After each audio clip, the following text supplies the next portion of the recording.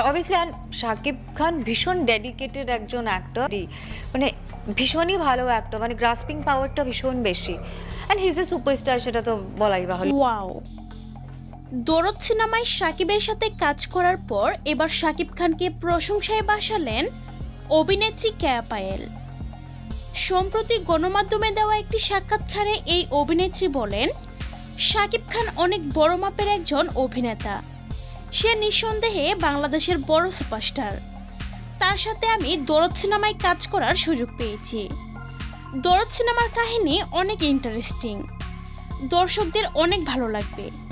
সম্পূর্ণ ব্যতিক্রমধর্মী একটা সিনেমাটি অনেক ব্যয়বহুলভাবে শুটিং করা হয়েছে। দরদে শাকিবের অভিনয় অসম্ভব সুন্দর হয়েছে। আমিও খুব ইগারলি ওয়েট করছি যে দরদ বড় পর্দায় আসুক, একটা অন্যরকম ইন্টারেস্টিং গল্প। শাকিব খানের সঙ্গে অনেকদিন পর একটা ছবি, and I think he is a fantastic actor. জানা যায় দরদ সিনেমাটি শাকিব খানের ক্যারিয়ারের অন্যতম একটি সিনেমা, যে সিনেমাটি দিয়ে এই প্রথম প্যান ইন্ডিয়া সিনেমায় অভিনয় করেছেন শাকিব খান। সিনেমাটি কয়েকটি ভাষায় ডাবিং করা হয়েছে।